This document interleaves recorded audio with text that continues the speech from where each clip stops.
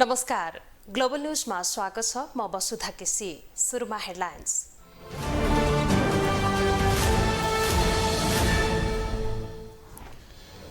नागरिकतामा वैवाहिक अङ्गीकृतका लागि 7 वर्षे प्रावधान हटाएकोमा सांसदको असन्तुष्टि, खुकुलो नबनाएको गृहमन्त्रीको प्रतिक्रिया। चुनावको खर्च आकाशिएको विषयमा बहस चुलियो, महँगो बनेको भन्दै माओवादी अध्यक्ष चिन्तित, नेतामा बोली अनुसार व्यवहार देखिएन। द्रुत मार्ग निर्धारित समयमा सम्पन्न गर्ने गरी कार्ययोजना बनाउन संसदीय समितिको निर्देशन, अहिलेको गति सन्तोषजनक देखिएन। मंकीपङ संक्रमणको त्रास नेपालमा पनि फेरि कोरोना फैलन थालेपछि सरकारवाला चिन्तित, सचेत रहन विज्ञको सुझाव। र साफ अन्डर 20 च्याम्पियनसिप पुरुष फुटबलमा नेपालको विजयी सुरुवात, मालदिभ्स 4-0 ले पराजित।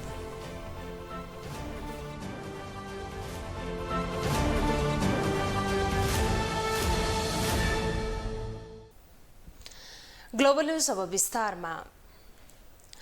प्रतिनिधि सभाबाट पारित भएको नागरिकता विधेयक राष्ट्रिय सभामा पुगेको छ। सोमबार राष्ट्रिय सभामा नागरिकता ऐन पहिलो संशोधन विधेयकमाथि सैद्धान्तिक छलफल समेत भएको छ। तर विधेयकको सत्ता गठबन्धनमै रहेका दलका नेताले समेत विरोध गरेका छन्। शुक्रबार प्रतिनिधि सभाबाट पारित भएको नागरिकता विधेयकको सडकदेखि सदनसम्म विरोध जारी छ। विरोधकै बीच नागरिकता विधेयकमाथि राष्ट्रिय सभामा छलफल सुरु भएको छ। तर राष्ट्रिय सभामा समेत सत्तारूढ दलकै सांसदहरूले विधेयकको विरोध गरेका छन्। नेकपा माओवादी केन्द्रका नेता समेत रहेका राष्ट्रिय सभा सदस्य नारायण काजी श्रेष्ठले नागरिकता सम्बन्धी विधेयक अल्पमतको विचार लागू हुने गरी ल्याइएको टिप्पणी गरेका छन्। उनले वैवाहिक अङ्गीकृत नागरिकताको लागि 7 वर्षे प्रावधान हटाउनु पर्ने कुनै कारण नभएको भन्दै नेपाली महिलाले विदेशी पुरुषसँग विवाह गरी नेपालमा बसोबास गरेमा कुनै प्रावधान राखेर नागरिकता दिनुपर्ने बताएका छन्। 7 वर्ष वैवाहिक अङ्गीकृत नागरिकता महिलालाई दिने जो प्रावधान थियो त्यो हटाउनु पर्ने कुनै कारण थिएन जो समितिले पास गरेको छ।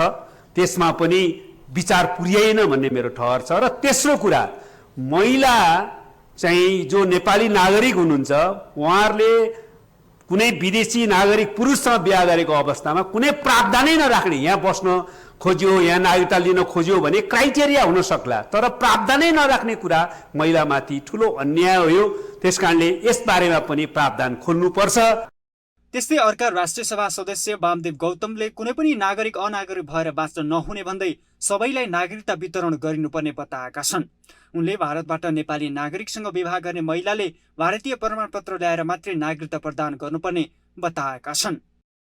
नागरिकता नभएको व्यक्ति संसारमा कोही पनि हुनु हुँदैन र यो अन्तर्राष्ट्रिय मान्यता हो कि अनागरिक भएर कोही पनि मान्छे बस्न हुँदैन र पाइँदैन, अनागरिक बनाउनु पनि पाइँदैन हो। यस्तो अवस्थामा हाम्रो देशमा वैवाहिक अङ्गीकृत नागरिकताको सम्बन्धमा अहिले जे व्यवस्था चाहिँ आएको छ त्यो व्यवस्थाले थोरै केही कुराहरू सच्याउनुपर्छ। सच्याउन भनेर भनेको उनले नागरिकता परित्याग गर्नको निम्ति प्रक्रिया सुरु गरेको सम्बन्धित निकायबाट, भारतको सम्बन्धित निकायबाट कुनै प्रमाणपत्र लिएर आउनुपर्छ। मैले गरेको छु, त्यो प्रक्रिया सुरु गरेको छु भनेर भन्ने भएर मात्रै होइन, उनले प्रक्रिया सुरु गरोस् र त्यो प्रक्रिया सुरु भएको कागजपत्र लिएर आएपछि उनले पाउनुपर्छ। यो नेपाली जनताको विशेष अवस्था हो। आधाभन्दा धेरै जनसङ्ख्या बसेको तराईको समस्या हो। त्यस्तै राष्ट्रिय सभा सदस्य डाक्टर विमला राई पौड्यालले नागरिकता सम्बन्धी विधेयकलाई सरकारले बलमिचाइ गरेर ल्याएको बताइन्। उनले राज्य व्यवस्था समितिमा 22 महिना छलफल भएर ल्याइएको विधेयकलाई फिर्ता गरेर अर्को विधेयक ल्याउनु नै गलत रहेको बताइन्। विधेयक पहिलाको सरकारले प्रतिनिधि सभामा पेश गरेर 22 महिना प्रतिनिधि सभाको राज्य व्यवस्था समितिमा छलफल भएर एउटा निचोडको अवस्थामा आएर प्रतिवेदन आइसकेपछि अहिलेको सरकारले त्यही प्रतिवेदनमा केही सच्याउनै पर्ने प्रावधान भए त्यही प्रतिवेदनमा संशोधन गरेर संशोधन गर्न लगाएर समितिबाट फिर्ता ल्याउन सक्थ्यो। त्यो नगरिकन एकदमै अनाहक रूपमा चाहिँ यो विधेयकलाई फिर्ता लगेर कसको दबाब, कसको इन्ट्रेस्ट, कसको चालमा के भइराखेको छ थाहा छैन, तर नागरिकता जस्तो संवेदनशील विषयमा सरकारले बलमिचाइ गरेको छ। राष्ट्रिय सभामा नागरिकता ऐन पहिलो संशोधन विधेयक 2079 माथि सैद्धान्तिक छलफलमा उठेका प्रश्नको जवाब दिँदै गृहमन्त्री बालकृष्ण खाँडले संविधान अनुकूल नै नागरिकता संशोधन विधेयक ल्याइएकोले आशंका नगर्न सांसदहरूलाई आग्रह गरेका थिए। गृहमन्त्री खाँडले नागरिकता ऐन पनि आवश्यकता अनुसार परिष्कृत भएको भन्दै नेपाली नागरिकलाई व्यवस्थित गरेर दिनको लागि संशोधित ऐन ल्याएको बताएका छन्। अब नागरिकताको हकमा ऐन बनाउँदाखेरि या विधेयक ल्याउँदाखेरि संविधानको भाग 2 को नागरिकता सम्बन्धी प्रबन्धलाई नै हामीले आधार बनाउनु पर्यो। त्यसले गर्दाखेरि यो संविधान अनुकूलन नै यो विधेयक ल्याइएको छ। त्यसैले नागरिकता ऐन पनि आवश्यकता अनुसार परिष्कृत हुँदै जाने नै छ। फेरि नागरिकता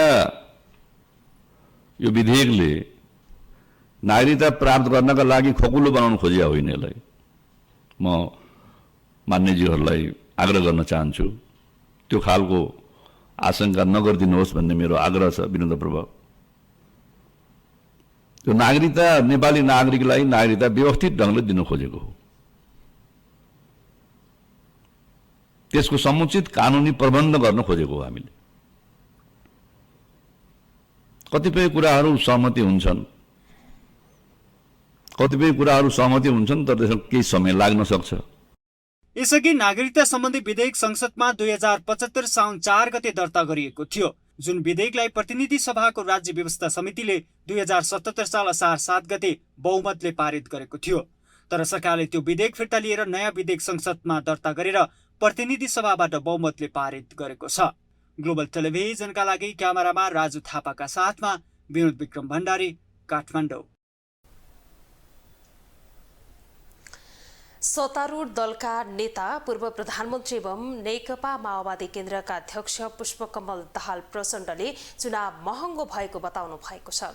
यही कारण व्यवस्था नै बिथोलिन्छ कि भन्ने शंका पनि उहाँले व्यक्त गर्नु भएको छ। उहाँको यो आशंका युक्त भयानक अभिव्यक्तिले यतिखेर राजनैतिक माहौल तातेको छ। सँगै प्रश्न पनि तेर्सिएको छ, यो अवस्थाको निर्माण कसले गर्यो? फेरि एकपटक चुनाव प्रणालीको बारेमा चर्को बहस छेडिएको छ। सत्तारूढ दलका नेता पूर्व प्रधानमन्त्री एवं नेकपा माओवादी केन्द्रका अध्यक्ष पुष्पकमल दाहाल प्रचण्डले चुनाव महँगो भएको मात्रै बताएनन्। उनले यही कारण व्यवस्था नै बिथोलिन्छ कि भन्ने शंका गर्दै अभिव्यक्ति दिएपछि बहस सतहमा आएको छ। उनले सोमबार चुनाव प्रणालीले व्यवस्था नै ढल्छ कि क्या हो भनेर आशंका युक्त भयानक प्रश्न तेर्सिएका छन्। अब धेरै पैसा खर्च गर्न सकेन भने, अनेक खालका तिक्रम गर्न जानेन भने चुनाव जितेर आउन धेरै नै गाह्रो छ। अब बिस्तारै मैले अहिले चाहिँ साथीहरूले थोरै रिपोर्ट सुनाउनु भएको छ। गाउँपालिकाको चुनावमा 10 करोड खर्च गरेर जितेको देखिए क्या ठाउँ-ठाउँमा। 10 करोड, बाफ्रे! एउटा गाउँपालिकाको अध्यक्ष 10 करोड खर्च गर्ने भनेपछि प्रदेश र सङ्घको चुनावमा त उनीहरूले 50औं करोड खर्च गर्ने भयो, अरबतिर जाने भयो भने श्रमजीवी जनताले अब क्रान्तिकारीहरूले चुनाव लडेर जितेर आउने भने त सपना जस्तो हुने भयो। वास्तवमै चुनावमा नेताहरूले टिकट पाउन जति कठिन छ त्योभन्दा कठिन निर्वाचन लड्न छ। निर्वाचन जित्नको त कुरा छोडौं, टिकट पाएपछि नेताहरूले गर्ने खर्च नै कहाली लाग्दो भएको कुरा स्वयं अध्यक्ष दाहालले नै बताएपछि यसमा थप प्रष्टीकरणको जरुरी रहेन। पार्टीमा रहेका साना नेताहरूको कुरा छाडौं, ठूला नेताहरूले पनि धान्न सकिन्न भनेपछि नेपालको चुनाव प्रणाली कति महँगो भएछ सहजै बुझ्न सकिन्छ।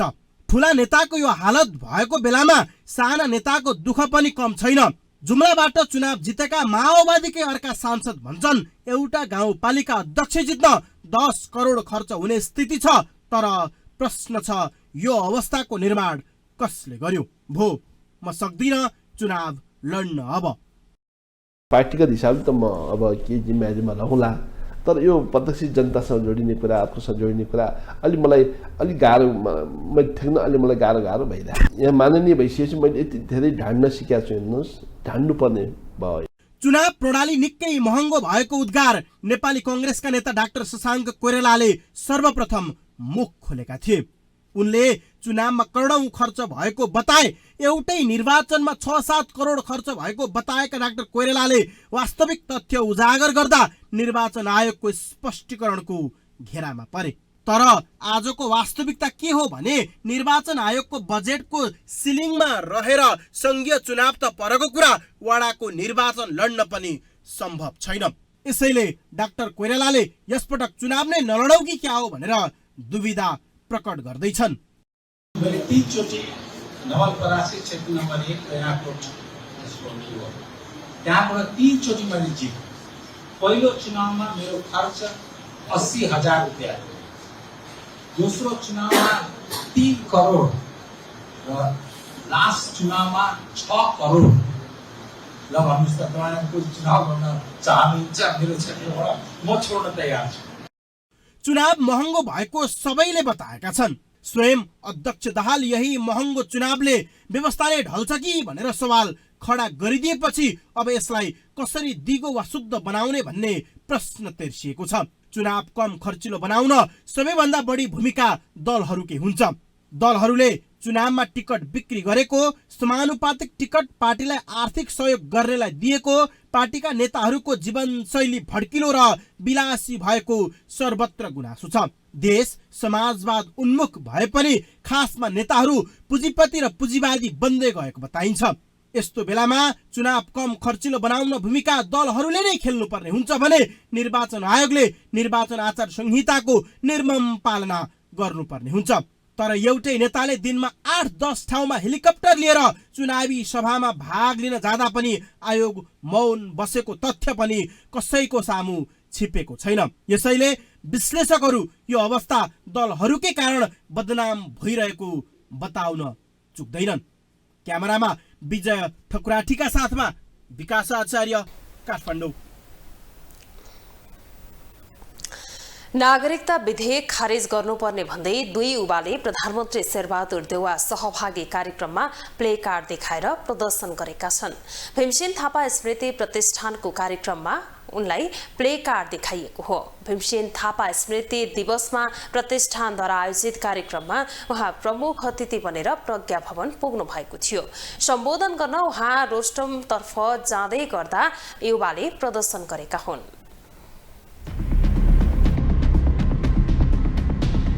एमसीसी का मतियार खबरदार, नागरिकता विधेयक खारेज गर्नुपर्ने भन्दै दुई युवाले प्रधानमन्त्री शेरबहादुर देउवा सहभागी कार्यक्रममा प्रदर्शन गरेका छन्।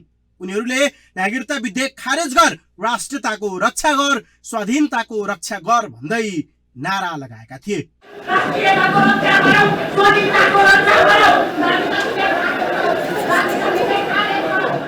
सोमबार काठमाडौँको प्रज्ञा भवनमा आयोजित एक कार्यक्रममा सम्बोधन गर्न प्रधानमन्त्री शेरबहादुर देउवालाई कार्यक्रम सञ्चालकले स्टेजमा बोलाउँछन्। कार्यक्रम थियो राष्ट्रिय विभूति भीमसेन थापा स्मृति दिवस। भीमसेन थापा स्मृति प्रतिष्ठानको कार्यक्रममा सम्बोधन गर्न प्रधानमन्त्री देउवा के रोस्टमतर्फ मात्रै लाग्दै थिए।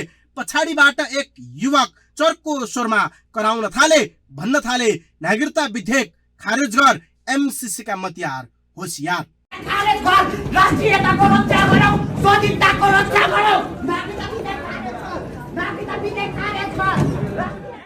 ती युवाले प्रदर्शन गर्दै गर्दा देउवाले उनीतर्फ हेर्छन् पनि। देउवाको हाउभाउ फरक देखिन्थ्यो, तर उनी त्यसको बेवास्ता गरी रोस्टमतर्फ लाग्छन्। त्यसपछि देउवाको सुरक्षार्थ खटिएका सुरक्षाकर्मी सहित अन्य सुरक्षाकर्मीहरूले उनीहरूलाई कार्यक्रम स्थलबाट बाहिर निकाल्न खोज्छन्। तर बाहिर निकालिँदै गर्दा ती सहित अर्का युवक पनि उनलाई प्रदर्शन गर्न सहयोग गरिरहेको देखिन्छ। दुवै जनाले नागरिकता विधेयक खारेज गरौँ भन्दै नारा लगाएका थिए।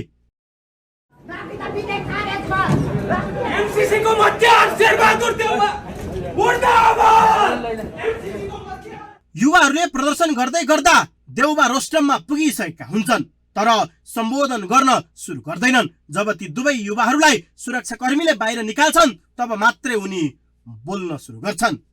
उच्च राष्ट्रवादी नेताको रूपमा उहाँले देशको राष्ट्रियता सार्वभौमिकतालाई बलियो तुल्याउन सदैव चिन्तित र क्रियाशील व्यक्ति हुनुहुन्थ्यो। प्रधानमन्त्री देउबा सहभागी कार्यक्रममा नाराबाजी गरेको आरोपमा प्रहरीले 3 जनालाई पक्राउ भने गरिसकेको छ। पक्राउ पर्नेमा अर्जुन पौडेल, विप्लव खड्का र सोम शर्मा रहेको पाइएको छ। आफूहरूलाई स्वतन्त्र नागरिक बताउने उनीहरूलाई मालीगाउँ प्रहरी वृत्तमा राखिएको पाइएको छ। ढाका टोपी दरुवा सुरुवालमा सजिएर आएका युवक र अर्का युवक भीमसेन थापा स्मृति प्रतिष्ठानकै निम्तमा आएका हुन् वा होइनन् त्यो भने पुष्टि भएको छैन। तर यति चाहिँ हो, प्लेकार्ड सहित कार्यक्रममा आएका युवाहरू देउबालाई प्लेकार्ड देखाउने र विरोध गर्ने तयारीमै आएका भने हुन्।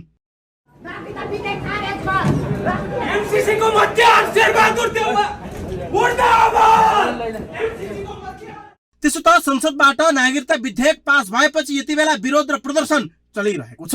एमाले लगायत पार्टीहरूले यसको विरोध गरिरहेका छन् भने मधेसवादी दलहरूले समर्थन र स्वागत गरिरहेका छन्। क्यामेरामा विजय ठकुराटीका साथमा विकास आचार्य, काठमाडौँ। सभामुख अग्निप्रसाद सापकोटाले युवाको आवाजलाई नजरअन्दाज गर्न नहुने बताउनु भएको छ। काठमाडौँमा आज आयोजित कार्यक्रममा सभामुख सापकोटाले युवाको आवाज बुलन्द हुने संकेत देखा परेको भन्दै यिनको भाषा बुझ्न आवश्यक रहेको बताउनुभयो। उहाँले नेपाल जस्तो उर्वर भूमिमा 2 खर्ब 50 करोडको खाद्य वस्तु आयात हुनु दुःखद भएको बताउनुभयो। सभामुख सापकोटाले खरानी समेत आयात हुन्छ भन्ने सुन्दा अचम्मित भएको बताउनुभयो। विडम्बनापूर्ण स्थितिमा हामी बाँचिरहेका छौँ भने नेपाल जस्तो देश जहाँ सागपात भनौँ न यी हाम्रा लागि चाहिँ असाध्यै धेरै ठुलो मात्रामा हामी उत्पादन गर्न सक्छौँ, तर गुन्द्रुक समेत हामी अन्तबाट आयात गर्छौँ। 2 खरब 50 करोडको हामी चाहिँ खाद्य वस्तुहरू चाहिँ आयात गर्छौँ। योभन्दा लज्जाजनक स्थिति, योभन्दा चिन्ताजनक स्थिति, योभन्दा चाहिँ गम्भीर स्थिति केही हुन सक्छ? हामी नेपालीहरूका लागि, अझ म के भन्छु भने हामी युवाहरूका लागि। सभामुख सापकोटाले विश्वभर अराजकता र एक प्रकारको अन्तर्विरोध मडारिन थालेको बताउनुभयो। उहाँले संसारको ध्यान व्यापार, हतियारको होडबाजी र सैन्य क्षेत्रमा नै केन्द्रित भइरहेको बताउनुभयो। उहाँले नेपालमा पनि राष्ट्रिय दृष्टिकोण निर्माण गर्नुपर्ने आवश्यकता रहेको बताउनुभयो। प्रतिनिधि सभा अन्तर्गतको विकास तथा प्रविधि समितिले काठमाडौँ तराई मधेस द्रुत मार्गको काम निर्धारित समयमा सम्पन्न गर्ने गरी कार्ययोजना बनाउन निर्देशन दिएको छ। समितिको आजको बैठकले काठमाडौँ तराई मधेस द्रुत मार्ग आयोजनाको हालसम्मको अवस्था हेर्दा निर्धारित समयमा काम सम्पन्न हुन नसक्ने निष्कर्ष निकालेको हो। समितिले पूर्व निर्धारित कार्यतालिका बमोजिम ठेक्का व्यवस्थापनका काम हालसम्म हुन नसकेको भन्दै निर्धारित समयमा सम्पन्न गर्नका लागि ठोस कार्ययोजना बनाई कार्यान्वयनमा ल्याउन सरकारलाई निर्देशन दिएको छ। समितिले आयोजनाको लागत बढ्न नदिन तथा गुणस्तरीय काम गर्नमा जोड दिएको छ। 78-79 सम्ममा भएको 21.18% को समष्टिगत प्रगति र आयोजनाको पूर्व निर्धारित कार्यतालिका बमोजिम ठेक्का व्यवस्थापनका कार्यहरू हालसम्म हुन नसकिरहेको अवस्थालाई हेर्दा आयोजना निर्धारित समयमा सम्पन्न हुने विषयमा समिति विश्वस्त हुने अवस्था देखिँदैन। यस परिस्थितिलाई मध्यनजर राखी आयोजनाको लागत बढ्न नदिई गुणस्तरीय रूपमा निर्धारित समयमा सम्पन्न गर्न पर्याप्त स्रोत सहित ठोस कार्ययोजना बनाई कार्यान्वयनमा ल्याउने विषयमा तत्काल गम्भीरतापूर्वक पहल गर्न समिति नेपाल सरकार, प्रधानमन्त्री तथा मन्त्री परिषदको कार्यालय, रक्षा मन्त्रालय र अर्थ मन्त्रालय र सम्बद्ध आयोजनालाई निर्देशन गर्छ। त्यस्तै बैठकले द्रुत मार्ग आयोजनाको काम सञ्चालन गर्दा वातावरणीय पक्षहरू EIA र EMP को कार्यान्वयनको अवस्था कस्तो छ र तेस्रो पक्षबाट अनुगमन भए नभएको सम्बन्धमा 15 दिनभित्रमा समितिलाई स्पष्ट जानकारी दिनका लागि पनि निर्देशन दिएको छ। विश्व स्वास्थ्य संगठनले मंकीपक्सको प्रकोपलाई विश्वव्यापी स्वास्थ्य आपतकाल घोषणा गरेको छ। विश्वव्यापी स्वास्थ्य आपतकाललाई WHO को सबैभन्दा ठूलो सतर्कता मानिन्छ। आपतकाल घोषणा गर्दै WHO ले सतर्कता अपनाउन आग्रह गरेको छ। संसारका 75 बढी देशमा फैलिएको मंकीपक्स नेपालमा समेत देखिन सक्ने भन्दै सावधानी अपनाउन विज्ञले आग्रह गरेका छन्। विश्वका 75 देशमा फैलिएको मंकीपक्सको प्रकोपले 16,000लाई संक्रमित बनाएको छ, जसमध्ये 5 जना संक्रमितले ज्यान गुमाइसकेका छन्। संक्रमितको संख्या निरन्तर बढ्न थालेपछि विश्व स्वास्थ्य संगठन WHO ले मंकीपक्सको प्रकोपलाई विश्वव्यापी स्वास्थ्य आपतकाल घोषणा गरेको हो। मंकीपक्सको प्रकोपले जोखिम बढेको भन्दै WHO ले स्वास्थ्य सावधानी अपनाउन आग्रह समेत गरेको छ। भारतमा समेत मंकीपक्सका संक्रमित बढेका बेला नेपालमा पनि जोखिम बढेको भन्दै चिकित्सकहरूले सावधानी अपनाउन आग्रह गरेका छन्। पछिल्लो समय कोरोना संक्रमितको संख्या बढेका बेला मंकीपक्सले प्रकोप निम्त्याउनु खतरा रहेको उनीहरू बताउँछन्। पछिल्लो समयमा यो फैलिँदो क्रममा रहेको हुनाले विश्व स्वास्थ्य संगठनले पनि यसलाई अलिक चासोको साथ हेरिएको छ। नेपालले पनि विश्व स्वास्थ्य संगठनको चाहिँ एउटा सदस्य राष्ट्रको हैसियतले मंकीपक्सलाई नजिकबाट निहालेको छ। मंकीपक्सका लक्षण ज्वरो आउनु, टाउको दुख्नु र मांसपेशी दुख्नु लगायत रहेका छन्। ज्वरो देखा परेको 1 देखि 3 दिनभित्र रोगीको छालामा रेसा देखा पर्दछ। रेसा प्राय अनुहारबाट सुरु हुन्छ र त्यसपछि शरीरका अन्य भागमा फैलिँदै जान्छ।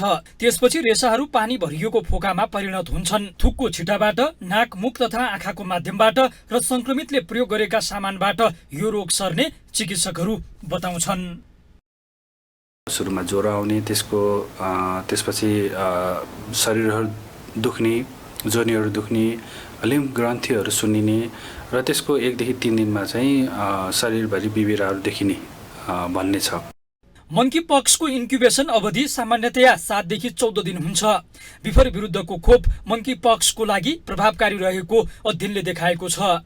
यसको संक्रमण 2 देखि 4 हप्ताभित्र समाधान हुने भए पनि रोग प्रतिरोधात्मक क्षमता कमजोर भएकालाई मंकीपक्सले गम्भीर जटिलता निम्त्याउन सक्ने र मृत्यु समेत हुन सक्ने भन्दै सचेत रहन चिकित्सकहरूले सुझाव दिएका छन्।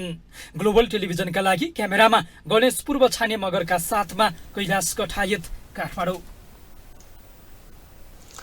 नेपालमा पछिल्लो समय कोरोना संक्रमण दर फेरि बढ्न थालेको छ। स्वास्थ्य मन्त्रालयको तथ्याङ्क अनुसार साउन महिनामा मात्रै 4 जनाको मृत्यु भएको छ। हरेक दिन संक्रमितको संख्या समेत बढिरहेको छ। कोरोना संक्रमित बढ्न थालेपछि सरकारले कोरोना विरुद्धको खोप अभियान चलाउन सुरु गरेको छ। पछिल्लो समय नेपालमा कोरोनाको संक्रमण दर बढ्दो क्रममा रहेको छ। सरकारी रेकर्ड अनुसार साउन महिनामा मात्रै कोरोनाका कारण 3 जनाको मृत्यु भएको छ। जेठसम्म कोरोना संक्रमणको दर कम थियो, तर जेठपछि भने कोरोना संक्रमणको दर उच्च हुन थालेको छ। अहिले पछिल्लो कोभिड-19 संक्रमण पुष्टि भएको तथ्याङ्क हामीले दैनिक रूपमा हेर्यौं भने बढेको देखिन्छ। यसमा दैनिक रूपमा सक्रिय संक्रमितहरूको संख्या पनि बढ्दै गएको देखिन्छ। जेठसम्म हामी कहाँ सक्रिय संक्रमितहरूको संख्या पनि दैनिक रूपमा संक्रमण पुष्टि हुने संख्या पनि निकै कम थियो। असार लागेदेखि बढ्दै गएको अवस्था छ। हामीले साउन लागेपछि पनि तथ्याङ्क हेरेका छौँ। दैनिक रूपमा संक्रमण पुष्टि हुने संख्या 300-400 को हाराहारी पुगेको छ। कोरोना संक्रमणको ग्राफ उकालो लाग्न थालेपछि सरकारले कोरोना विरुद्धको खोप अभियान नै सुरु गरेको छ। 12 वर्षभन्दा कम उमेर समूहका बालबालिकालाई दोस्रो मात्राको खोप लगाउन थालिएको छ। त्यसबाहेक बुस्टर डोज लगाउने क्रम समेत सुरु भएको छ। शुक्रराज ट्रपिकल तथा सर्वरोग अस्पतालका अनुसार अस्पतालमा अहिले पनि दैनिक 500 बढीले कोरोना विरुद्धको खोप लगाइरहेका छन्। अहिले पनि हरेक दिन 300 देखि 500 जनासम्मले चाहिँ खोप लगाउनुहुन्छ र त्यसरी खोप लगाउने उसमा लाइन पनि बस्नु परेको छैन। अहिले त हामी मलाई लाग्छ सायद नेपालमै सबैभन्दा धेरै एउटै सेन्टरबाट खोप लगाइदिने क्षमता राख्ने सेन्टर हो हाम्रो। हामीले 3500 देखि 4000 जनासम्मलाई एकै दिनमा खोप लगाइदिन्थ्यौँ। त्यस्तो भिडमा त हामीले लगायौँ भने अहिले पछिल्लो समय त 300 देखि 500 जना भनेको जो अघिल्लो दिन बिदा पर्यो, अब आइतबारको दिनमा अथवा कुनै सार्वजनिक बिदाको भोलिपल्ट पर्दाखेरि 500 जनासम्म हुनुहुन्छ, नभएदेखि त्यही 300 जनासम्म हो। सरकारले उपलब्ध रहेका कोरोना विरुद्धका सबै खोप सर्वसाधारणको रोजाइ अनुसार लगाइरहेको बताएको छ। सरकारी दाबी अनुसार शुक्रराज ट्रपिकल अस्पतालबाट फाइजर, कोभिसिल्ड, जोन्सन लगायतका खोप उपलब्ध भइरहेको छ। ग्लोबल टेलिभिजनका लागि क्यामेरामा विजय ठकुराठीका साथमा सुनिता बास्कोटा, काठमाडौँ। अब पालो ग्लोबल भोइसको।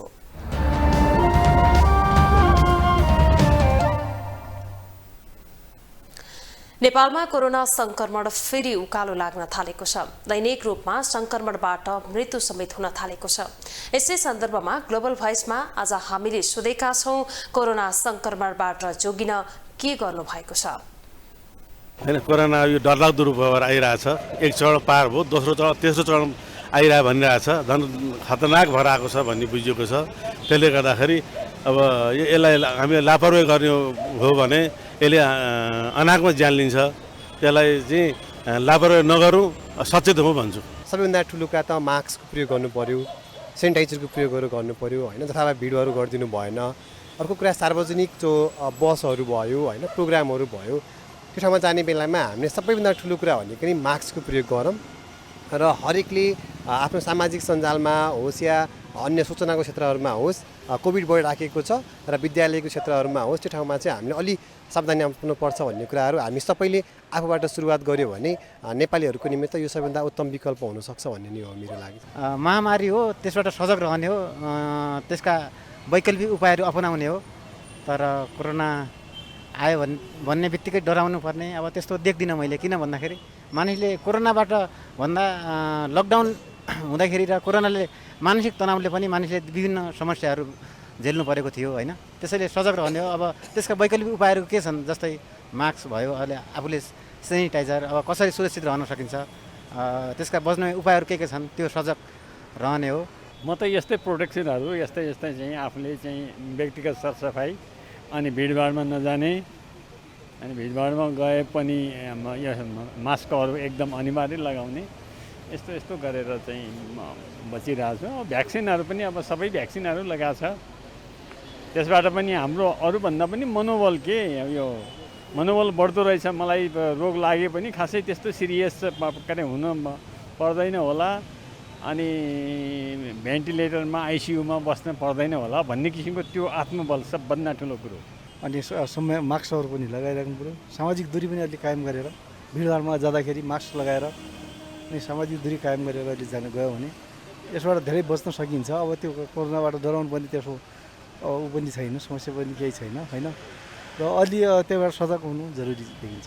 अलि भिडभाडमा नजानु होला, अनि गाडीहरूमा चढ्दाहरू यताउति जाँदाखेरि पनि सेनिटाइज गरेर राम्रोसँग मास्क लगाएर हिँड्नु होला। म के भन्न चाहन्छु भने यो काठमाडौँवासीहरूलाई प्रायःजसो काठमाडौँमा धेरै कोरोना फैलिएको छ र यो सरकारको हेलचक्राइ हो कि अथवा सरकारले यो कुराहरूलाई बेड्न नसकेको हो कि केही समस्या को समाधान गर्न नसकेर हो कि के हो यो। अनि जताततै रोडमा फोहोरहरू छ, अनि यो फोहोरहरू सङ्कलन किन भइरहेको छैन, अब कसरी के हो, नगरपालिकाको के कस्तो हो, अब त्यो खासै बुझ्न सकेको छैन। अनि यो फोहोरले गर्दा एकदमै कोरोना पनि झन् एकदमै आकर्षित हुँदै गइरहेको छ। यो कोरोनाले जस्ट 2-3 वर्ष सताइसक्यो होइन नागरिकहरूलाई, अब कतिको ज्यान पनि गइसक्यो।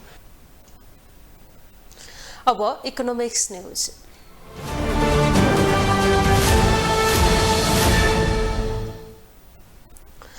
संचार तथा सूचना प्रविधि मन्त्री ज्ञानेन्द्र बहादुर कार्कीले प्रधानमन्त्री शेरबहादुर देउवाले भारत भ्रमण गरेसँगै नेपालको विद्युतीय भारतीय बजारमा प्रवेश गरेको दावी गर्नुभएको छ।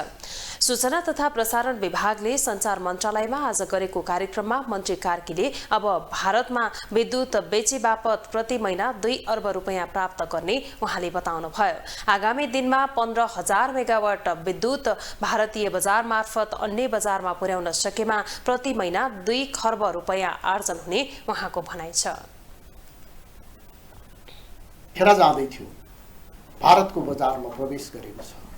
अहिले नै करिब 2 अरब जति रुपियाँ हामी हरेक महिना त्यसबाट हामी प्राप्त गर्दैछौँ र आगामी दिनमा हामीले विद्युत क्षेत्रको विकास गरेर कमसेकम 15,000 मेगावाट विद्युत भारतीय बजार मार्फत बांग्लादेशतर्फ अन्यत्रको बजारमा पनि हामीले पुर्याउन सक्यौँ भनेदेखि महिनाको मोटामोटी 2 खरब जति रुपियाँ हामी चाहिँ आर्जन गर्न सक्ने अवस्थामा पुग्न सक्दछौँ।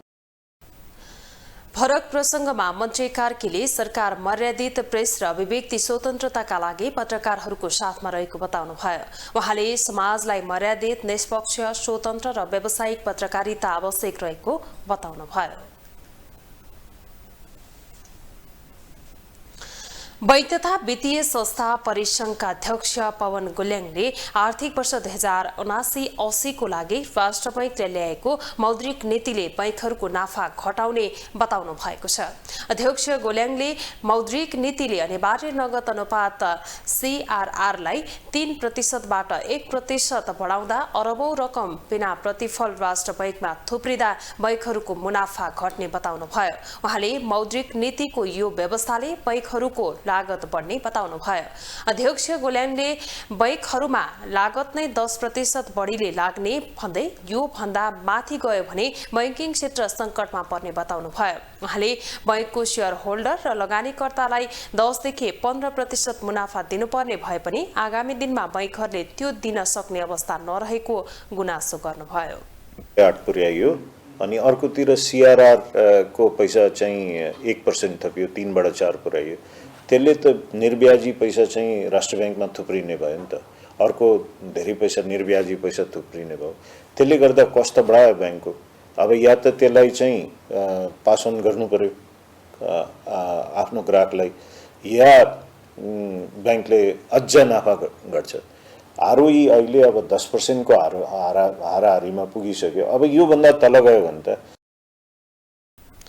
अध्यक्ष गुल्याङले घर जग्गा कारोबारको लागि कर्जामा कसिलो बनाउनु सकारात्मक रहेको बताउनुभयो। उहाँले घर जग्गा किनबेचका लागि बैंकहरूबाट कर्जा जानु नहुने बताउनुभयो। गुल्याङले मौद्रिक नीतिले निर्यातलाई प्रोत्साहन दिएर नीति ल्याए पनि सरकारको नीति आयात मैत्री रहेको बताउनुभयो। नेपाल विद्युत प्राधिकरणले अघोषित लोड शेडिङ गर्दा झापामा सेवाग्राहीलाई समस्या उत्पन्न भएको छ। विगत केही हप्तादेखि बिना जानकारी प्राधिकरणले अनावश्यक झ्याप्प बिजुली काट्ने कार्य जारी राख्दा सेवाग्राही हैरान खेप्न बाध्य भएका हुन्। प्राधिकरणको लापरवाहीका कारण विद्युत आपूर्ति दिनहुँ अवरुद्ध हुँदा दैनिक जीवनयापनमा समस्या हुने गरेको सेवाग्राही बताउँछन्। गर्मीको समय बिना जानकारी बत्ती झ्याप्प जाँदा आफूहरूलाई समस्या हुने गरेको उनीहरूको भनाइ छ। त्यस्तै विद्युत आपूर्ति अवरुद्ध हुँदा व्यापार व्यवसाय तथा उद्योगहरूमा पनि समस्या भएको उद्योगी व्यवसायीहरू बताउँछन्। प्रत्येक दिन बिजुली ट्रिप हुने अथवा आधा घण्टा बत्ती आयो भने 10 मिनट बत्ती जाने, फेरि आधा घण्टा बत्ती आयो भने फेरि 10 मिनट जाने, त्यस्तो किसिमको समस्या छ। अहिले लाइन झ्याप्प जाने समस्या भनेको तपाईँको धेरै नै भइरहेछ। 1 सेकेन्ड फेरि झ्याप्पै जान्छ, 2 मिनट फेरि आउने जाने एकदम भइरहेकोले गर्दाखेरि लोड यहाँ हामी हुडुबुडी व्यवसायलाई चाहिँ कस्टमर बसिरहेको कस्टमरलाई चाहिँ धेरै समस्या छ। अब हाम्रो व्यवसायहरू भनेको तपाईँको इन्डिया भारतबाट आउने, बाहिरबाट आउने कस्टमरको गाडीबाट एचडीमा पैसा हुन्छ। झ्याप्प गइसकेपछि त्यहाँ तपाईँको पछि खाने स्थिति छैन। त्यो कस्टमर आउने कस्टमरहरू धेरै दिन बस्ने कस्टमरहरू अहिले हामीसँग एक रातभन्दा बेसी बस्ने स्थिति छैन। गर्मीको समय बिना जानकारी बत्ती झ्याप्प जाँदा घराइसी कामदेखि कृषि क्षेत्रसँगै सरकारी कार्यालयहरूको कामकाजमा समेत प्रत्यक्ष असर पुर्याएको भन्दै जनप्रतिनिधिले पनि यस समस्या समाधान गर्न सम्बन्धित निकायलाई बारम्बार जानकारी गराएको बताउँछन्। आज 2 महिनाको अवधि करिब क्रस हुन लागेको छ यस्तो समस्या हाम्रो बीचमा उपस्थित भएको। तर यो अड्डाका प्रमुख के गर्दै हुनुहुन्छ?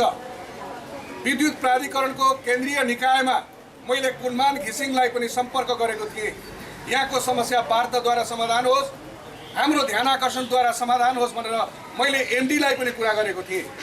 तर आजसम्म पनि यो समस्या समाधान छैन। अहिले विशेष गरी झापाको मेचीनगर, बिर्तामोड, कन्काई, शिवसत्ताक्षी, दमक लगायतका क्षेत्रमा बढी समस्या भएको सेवाग्राहीको गुनासो छ।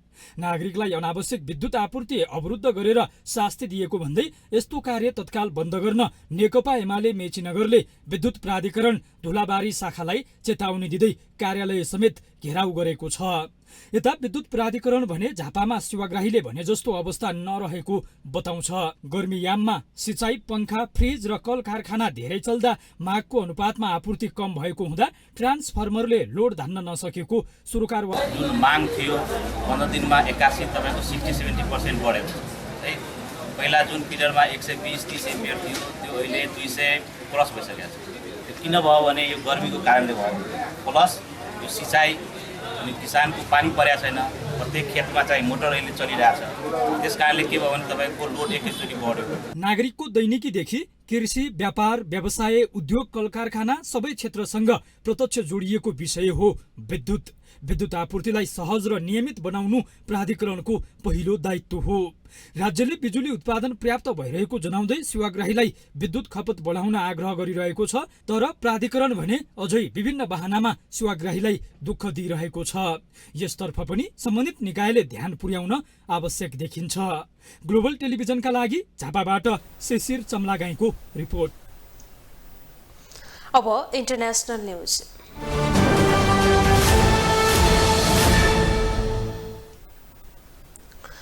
म्यानमारको सैनिक सरकारले 4 जना लोकतन्त्रवादी अभियान कर्मीहरूलाई मृत्युदण्ड दिएको छ। आतंककारी कार्यमा संलग्न रहेको अभियोगमा दोषी ठहर भएका उनीहरूलाई मृत्युदण्ड दिएको म्यानमारको सैनिक सरकारलाई उद्धृत गर्दै रोयटर्सले जनाएको छ। मृत्युदण्ड पाउनेमा अभियानकर्मीको जिम्मी भनिने क्याउ मिन यू र विधायक एवं हिपहप कलाकार फ्यो जिया थप रहेको बीबीसीले जनाएको छ। त्यस्तै राजनीतिक एवं लोकतन्त्रवादी अभियानको क्षेत्रमा खासै चर्चा नहुने या म्यो याङ र आङ थुरा जवलले पनि मृत्युदण्ड पाएका छन्। उनीहरूलाई गत जनवरी र अप्रिल महिनामा गोप्य सुनवाईका क्रममा मृत्युदण्डको फैसला सुनाइएको थियो। उनीहरूले मुलुकको सरकार चलाइरहेको सेना विरुद्ध लड्न विद्रोही लडाकुलाई सहयोग गरेको आरोप लगाइएको थियो। अब स्पोर्ट्स न्यूज।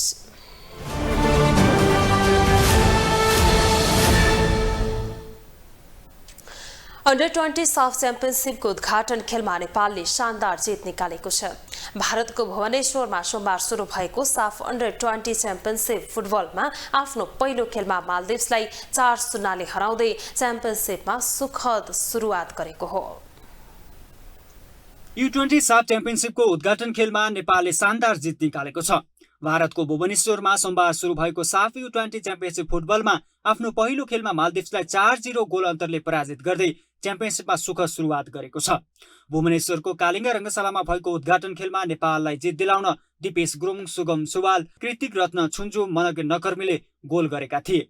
दिपेशले नेपालका लागि पहिलो गोल गरेका थिए। 42औं मिनेटमा रिबाउन्डमा प्राप्त बललाई झण्डै 25 यार्डबाट दिपेशले सुन्दर गोल गरेका थिए। कप्तान आयुष गलानको फ्री किक प्रहारमा आएको बललाई मालदिप्सका गोलकिपरले पञ्च गरेपछि रिबाउन्डमा प्राप्त बललाई दिपेशले गोलमा परिणत गरेका थिए।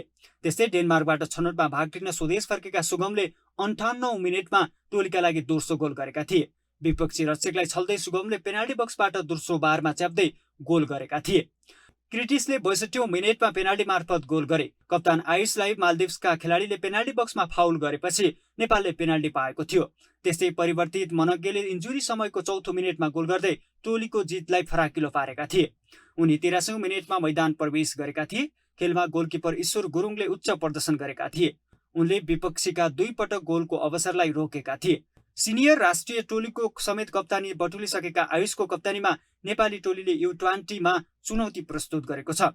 यसअघि U18 र U19 को नाममा हुँदै आएको च्याम्पियनसिप यसपालिदेखि U20 को नाममा हुँदैछ।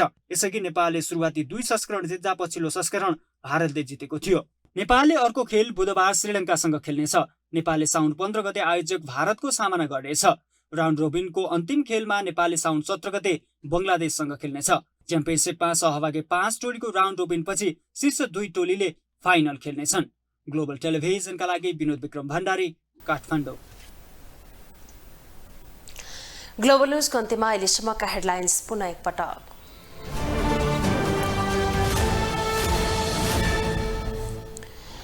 नागरिकतामा वैवाहिक अङ्गीकृतका लागि 7 वर्षे प्रावधान हटाएकोमा सांसदको सन्तुष्टि, खोकुलो नबनाएको गृहमन्त्रीको प्रतिक्रिया।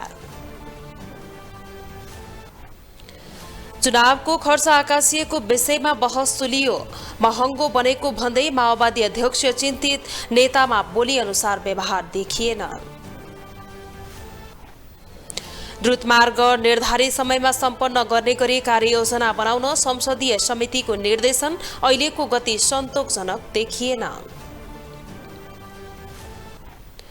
मंकीपक्स संक्रमणको त्रास नेपालमा पनि फेरि कोरोना फैलन थालेपछि सरोकारवाला चिन्तित, सचेत रहन विज्ञको सुझाव। र साफ अन्डर 20 च्याम्पियनसिप पुरुष फुटबलमा नेपालको विजय सुरुवात, मालदिभ 4-0 ले पराजित।